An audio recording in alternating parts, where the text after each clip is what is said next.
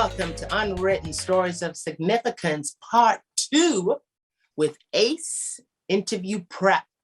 These two young entrepreneurs, Lauren DeSouza and Galen Sprout, have returned back to Unwritten Stories of Significance to share their amazing business that young people, young entrepreneurs, fourth year undergrads coming out are going to utilize. So no further ado, I'd like to introduce to you Lauren and Galen. Welcome, guys. Welcome back. Hey, Joy. Thanks for having us. How are you doing? Not too bad. How about you? Good, sweetheart, good. I really enjoyed that first show. It was amazing. It was awesome. Really, really well informed, amazing. Like the information was just real. The only word I can say that was real and informative. But now we're in part 2, and we're here to further the message on ACE and everything that you're doing with it, all right? So sharing your products and benefits. So putting everything together, putting the actual program, the business together. How did you put in the products and the benefits? How was that like? Pulling all that information together, like how was that like? Yeah, I guess I can start on this one. Okay, sure. So, Galen can jump in. Sure. Yeah. Just to give some context basically about what the product is, it's a web application that a user will go on. They will do their research and preparation where they do all these exercise modules. So basically in my research and talking to users and hiring managers, I came up with exercises for what will help someone prepare for an interview. So things like company research, how do I stand out? How do I match my skills from the job description to my resume and my abilities and personality? And how do I ask questions? All those kind of things. And then once they've completed their research and preparation, they go and do a mock interview. In the mock interview, they get a set of random questions. They record themselves answering the questions.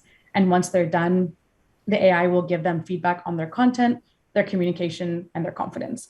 Now, Galen and I have put together this platform, and it's still in production. So the AI is not done just yet. So we still are very much in a beta version of our platform. But we came together to create this platform based on what people are asking for. So to provide some more context, myself, I'm working on the business side of things, on the content, talking to people, understanding what they need. And then Galen is the absolute genius brain behind the AI and the tech. So that's kind of how we split up our responsibilities between the platform and how we're bringing it together. Wow. You very well said, Lauren. Really, really well said. Like, I just love what you guys are doing with this. This is going to be an amazing platform, like really well needed out there. Coding, I don't want to get into that because that's a whole different language. But don't get me wrong. In respect, my love, in respect. Okay, total respect. Oh my gosh, you're putting all this stuff together. How has that been? Like, you take everything from Lauren and then you've got to put this into the system. Like, how has that been? So it's been an extremely iterative process. At first, like, this is kind of like the first time like that we've, I think either of us has gotten this far with the business, to my understanding. And so we had a lot of like a lot of the iteration was learning what we shouldn't do. And, over time, just like the idea of what the platform should look like just kind of slowly evolved. And so, we kind of we got to a point where we could start to sort of split apart the work. So Lauren was more focused on like the UI or the user interface of like what the actual entire platform will look like. And it also did like a ton of, she actually did a ton of coding with like the, all the frames and stuff. And so that like allowed me to just kind of hone in on what the AI needs to be. So a lot of that has just been simply doing a lot of research in order to make sure that what we're doing with the AI is valid. I won't get too deep into the technical stuff, but there's like definitely a lot of problems with with current AIs out there. And so, it was very important to make sure that what we're doing was actually right. And so that, like, again, with Lauren, just being able to kind of take on most of the front end type of stuff really allowed me to focus on the back end stuff, which is, it's very hard to find sort of help for the back end stuff. So like because it's a very specialized skill. Exactly. So, it was like another case of where like opposites really, really helped, because I'm not like a visual person whatsoever. So thank goodness I wasn't doing the front end, basically. That's good. Well, everybody has their strengths, Galen. That's your strength, because surely it's not mine, hon. So that's your strength. That's a powerful strength. And Lauren has her strength too. All right. How many times do you guys meet up?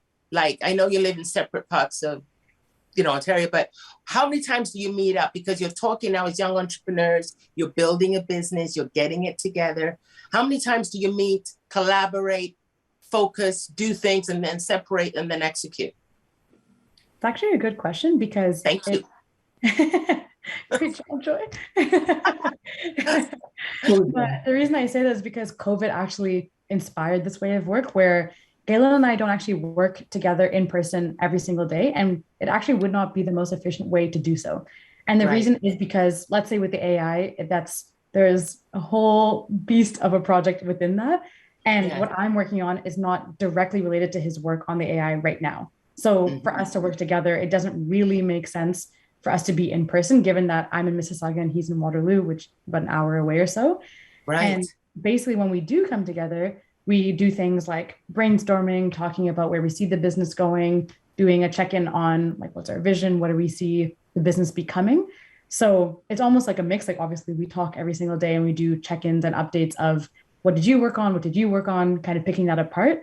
But in terms of working in person, it actually makes more sense for us to be separate in terms of our day-to-day operations, and then coming together once in a while to work on like the bigger problems or the vision or the brainstorming stuff. So that's kind of how we've broken it down, and to enjoy a meal together. Nice. That's awesome, hon. Galen, do you think when you were building this thing within COVID times, okay, do you think it propelled your mind even more to let you know that you can do something? Like, you know what I mean? Like a lot of young people that come on the show, they've said that through going through COVID and being through the shutdown, it's opened up their eyes. Yeah.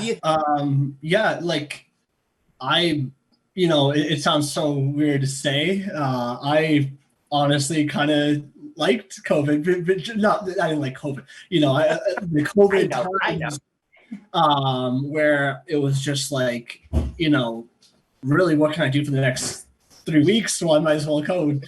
So, and no one's there to bother me, so I could just sort of, go into my little zone and just code for all day, which was also quite important. Like, I don't think we'd be nearly as far as we are if it wasn't for like just the situation of COVID. Because I actually I was not like the best coder when we started this business, and I was definitely not like set up to be a CTO where I'm in charge of other people who are coding. I don't know how to code well myself. So, that COVID sort of situation allowed me to just really deep dive into my skills. And, go at a depth that was really important for my sort of long-term development as a coder in CTO. So, yeah. Very well said, hon. Very well said. As both young people, all right, doing something really, really great, because I love that you are inspiring the future generations, which is yourself and others with what you're doing. I love that. But when you look at everything as a whole, do you find that young people are more propelled now, more inspired to just do something outside the box, like with business, like with just their thoughts? Do you find that from just doing what you're doing, from the conversations outside? Yeah, I find one thing I find interesting is that there's definitely been a barrier reduced to getting started, meaning there's so many different resources we have at hand in order to actually get started. There's a lot of online resources to help you where if you said, okay, I want to start a business, how do I do it? You can really find things online to help you start that. Because I think the actual hardest part of running a business is actually starting, of getting over that initial barrier of saying, okay, I'm going to do it. I'm going to take the step. I'm going to put responsibility on myself running this business. And so I do think more people are, or sorry, not more people. I think people are better equipped to just get started. I wouldn't really have a statistic on people, how many people are doing it. But I think the great thing is that in this whole rise of more access to education and more access to online courses and things like that, accessing something like entrepreneurship has become easier and more democratic, I would say. So I think it's a beautiful thing. And I think that should only continue. And something that Galen and I talk about a lot is like, how do you widespread this? How do you make sure you inspire others? How do you do that kind of thing? So hopefully more people are taking on these risks, but it definitely is a lower barrier to get started. Even with things like Shopify, to get started with an online site, it's really, really easy, which is a great thing about technology in this world too. Well, I'm still learning as we speak, honey. I'm still learning as we speak. We can help you out, don't worry. Listen, you're inspiring right now, Lauren and Galen, all right? On Unwritten Stories of Significance, you're inspiring by sharing your story. You're not holding it back, you're sharing it out there, all right? Okay? Within the 2 minutes that we got, I like to say it because I don't like to cut people off. That's why I always say the time in respect to you all. Do you ever disagree? Like, you're in a business, like, you know what I mean? Do you ever just say, no, I don't agree with that? No, okay, we'll talk for a week. Like, you know what I mean? Like, do you ever, like, share with that frustration sometimes, just a little bit? Galen, you can say Galen, something. you can start. He's with a big smile on his face. He says, how do I break into that? Exactly.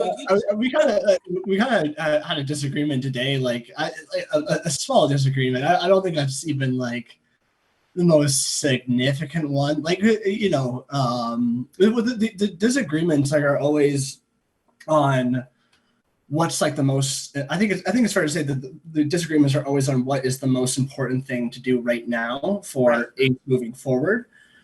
And like actually a funny story, this and those never evolve into any sort of like actual like anger sort of thing. It's like, okay, that makes sense, and then we just kind of go on. There is one time though where that I kind of laugh about, and Lauren laughs about now, where I before we worked together, Lauren was in charge of Laurier's venture competition, and I had entered my company into it, and I disagreed about a certain detail in the rules that I thought was critical to whether or not I succeeded, and so I was just really stressed out. I got really angry, and then like I think was it a phone call or something? Or I don't know, I got angry or something like that, and then like Lauren was just kind of didn't react, like just kind of quiet. Was like what did you say? It was like she's back. Like it was like just you didn't really react, and I kind of was like, oh wow, I'm an idiot. Like I don't know what I'm thinking. So yeah, I don't know. That's like the closest we've gotten to like a heated disagreement. Yeah. So. Okay. All right, honey. That's well, on that note, guys, we'll leave that for the viewers. That's amazing. It's real. It's real. You're in business. All right, guys. You got it. Okay. So we'll be right back, guys. You've Unwritten Stories of Significance. Stay tuned. Great job.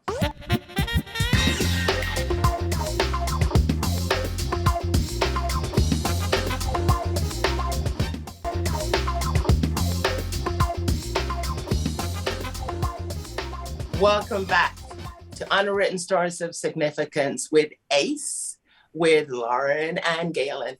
Before we go into this, and we've got to really, because these guys are so great, like every single time we're talking, we always figure out something after when we go to break. Lauren wanted to share something after Galen had shared about disagreements and things like that, having partners in business. So Lauren, go for it, honey. Yeah, I was just going to add on the topic of disagreements and why it's actually really important to have them is Yes. because Galen and I also talked about the fact that if we just saw the same thing all the time, 24/7, we probably would not grow as a business. And also, where we've had disagreements have grown to ideas for new things. And that's how we've tried out new things, experimented with something new. I think it's actually really important. And so I told Galen, even actually in our interviews before being co-founders, because we had all these different conversations about different topics, life, like the meaning of life itself. But one thing Hmm. I told him is I don't want to bring on somebody who's going to agree with me on everything that I do because that would just not get us anywhere. And you actually need disagreements, meaning not to end in fights or anything like that, but to see different perspectives, understand where the difference is, and move forward from there. So there's times where I might be in the wrong, Galen might be in the wrong. We are very honest and open about it. And we tell the other person, listen, like I'm only looking out for your growth and for the growth of this business. And that's how we grow from it. So I actually think it's literally fundamental to the business to have disagreements because if you agree on everything, you probably won't get anywhere. And I say that in the nicest way possible. Well, you know something? Gail is agreeing, and I'm agreeing. I'm going to say this really, really fast. Not only being a young entrepreneur show with Ace interview prep, I got to keep branding that name. I think you just covered relationships. You've just covered, if it be business, girlfriend, boyfriend, marriage. Like, guys, viewers, take notes, okay? It covered everything. All right, so let's move along here. That was amazing. I love that. Really, really great job. Awesome. November 21. Okay, you did a pitching business idea. Okay, the University Startup World Cup. Oh, How in God's name was that? like, like 30 other teams, all right, from around the globe. Like, how was that pitching your idea? Okay, so much anybody fun. can jump in. Anybody. Like, how was that? I was just going to say it was a ton of fun because when we got to the semifinals, Galen and I were up at 3 in the morning watching the Zoom call of the award show happening in China. It was really cool. And while we didn't win, we actually learned a lot because there was all these workshops before the semifinals that I attended. And Right. it was just a surreal moment to be, it obviously was still a Zoom call, granted. But the Yes. fact that we were on this call with all these different companies from around the world, it was Mhm. so crazy. And also, everyone kind of had the same shared vision of working on a business that they really care about for others. So, the whole main theme around these companies was working towards the sustainable development goals. And for us, that was decent work and economic growth. And for other companies, it was all different reasons like climate tech, fintech, Oh, helping all these different areas. But it was cool to be on a global stage because I had never competed in a competition like that before. So Galen and I having to wake up at 3 in the morning was a pretty fun time. oh my God. What time did you go to bed, Galen? To Oh, get up and yeah. Sorry, hon? that's actually pretty normal for me. Oh, I'm true, more of a true, night true, owl. true. Yeah, like last week, I was consistently going to sleep at 4 a.m.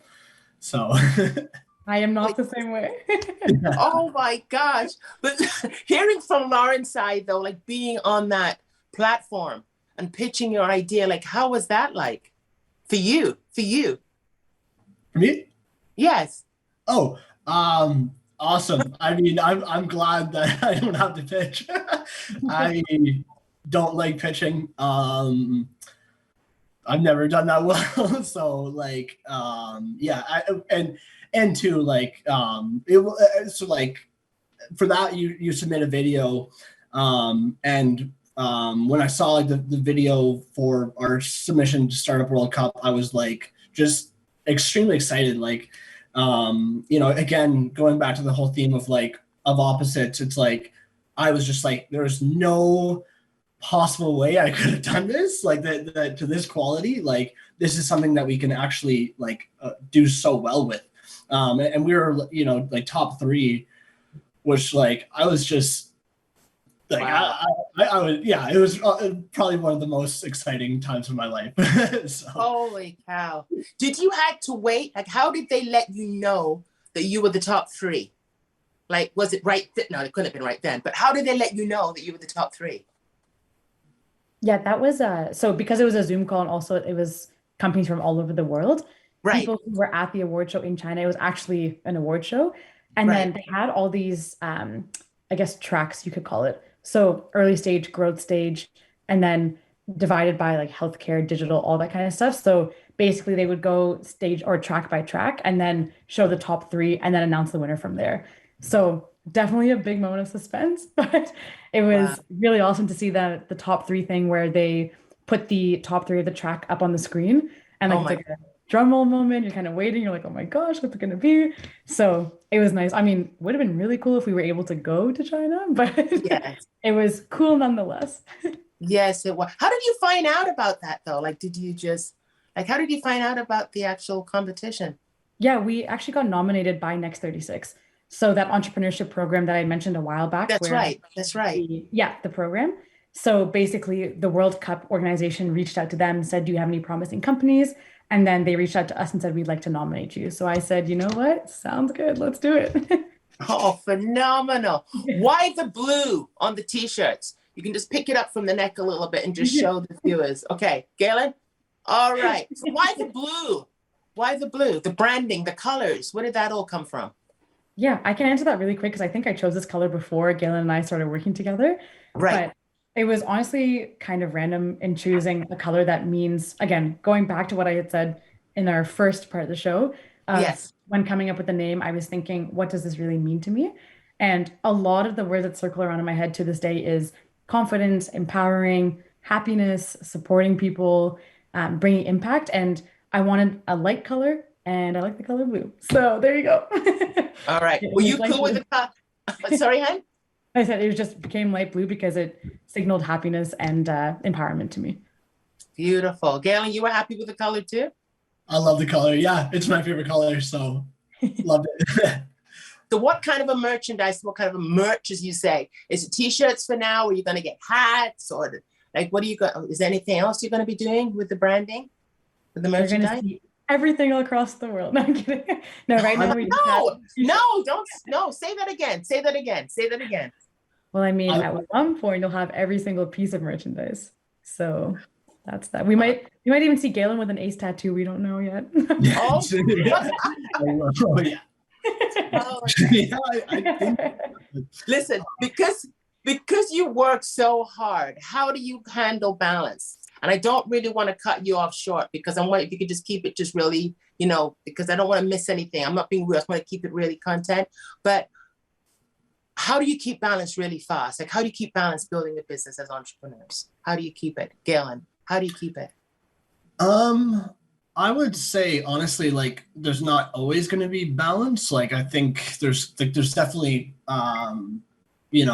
speaking for the tech side of things, like there's going to be some weeks where it's like with the beta, we were behind on the launch date, so it was like, okay, well, I am going to work crazy hours and I am going to be eating fast food all the time. But then like you just kind of after that I just kind of said like, okay, like this is my recovery weekend. I am Right. just because like I think how I say I handle that is just understanding that like long-term stress is just not doable. You have to kind of sprint and then take a step back. You got it. You got it. Lauren, can you jump in there real fast, honey? Show your balance side. I think for myself, it's more so just reminding myself of what are my priorities. So knowing Yes. myself really well, if I didn't have a balance of seeing my family and friends and doing social things, for example, I think I'd burn out really quick. So like Galen said, you obviously have times of really, really busy periods, and sometimes you can balance it a little bit better in the nature of a startup. And that's something we both agree to, obviously, because you know what it takes to build a business. But at the end of the day, it's a reminder of our priorities. So I try to find a good balance between working hard on the business, seeing my family and friends, doing things like that, because I literally need that in order to stay mentally balanced and have that stamina, like Galen was mentioning. You got it. Now, because this is the last segment, but I just want to mention these quotes. There's one quote that you mentioned just really fast before I let you go. Don't worry about failure. You only have to be right. You only have to be right one. You don't have to be the right one. Sorry. Okay. And that was by Drew Houston. I think Galen can take that one. Yeah, like so with coding, you are failing constantly. Like it's like part of the job to continually fail and do really stupid things. But and I think that also just kind of nicely folds back into like entrepreneurship, where you know there was a time where I was really frustrated for a while about the past businesses that I've had not working out. Um, and it's easy to kind of get into a mode where you're like, I feel like I should be farther than I am. I know even actually Elon Musk recently said that he feels like he should be further than he is. You know, and he's the richest man in the world. He's doing quite well. But you know, at the end of the day, when you kind of take a second to reflect, it's all just that you have to be right once, in order to, you know, be successful. You don't have to be right 100 billion times to seek to your goal. You only have to reach that goal once, whatever that is. No.